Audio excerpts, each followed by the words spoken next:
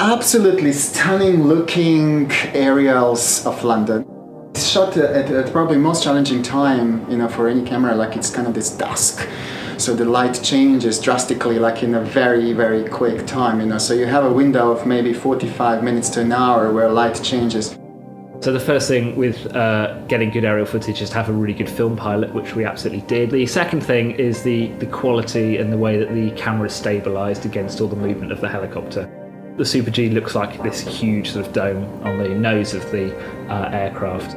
Aerials are really hard to shoot because you have a problem that you're shooting through not necessarily the best lens, and also you have a long distance, from lens to the subject that and there is a lot of dust and particles in the air which create, certain element of blurriness, and having a high resolution image just completely removes it. You get the sharpness, you get the clarity and definition that you really want to have. If we take this 4K image and then make it HD, it is actually the same effect as why stills photographers shoot with I don't know how many megapixels and just produce a small website image. Because with more image, with more quality, with more pixels, we are able to create just much better looking images, even though it's only HD. Another thing which is also useful is sometimes we need to stabilize image, and it's great to have that extra space that we can zoom in and use for stabilization or cropping, or if we lose part of the image, it's not the end of the world.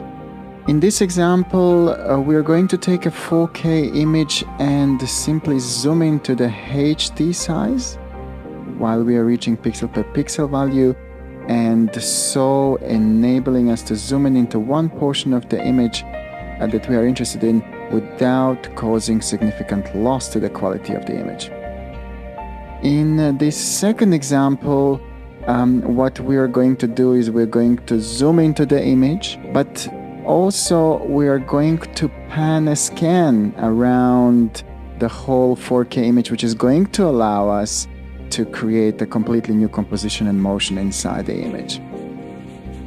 We did a really nice shot over Piccadilly Circus, which has got these, these big advertising screens which are extremely bright. And as we approached that, Jeremy was sort of stopping down on the iris to stop them blowing out on his monitor. And I was sort of saying, actually, we don't need to. We can keep the iris pretty much open because the camera is capable of holding, those screens at the same time as letting a lot of light to the rest of the scenes. We took the F65 raw material and we have done a best light transfer to a ProRes file ready for offline editing, but at the same time we have created looks and presets that we're going to be able to use when it comes to the final grade. So when it comes to final grading, the process of look creation is going to be mostly done. We're really looking forward to seeing this material in 4K on 4K projectors and screens. I think it's going to be amazing. It's going to be like looking through, a window.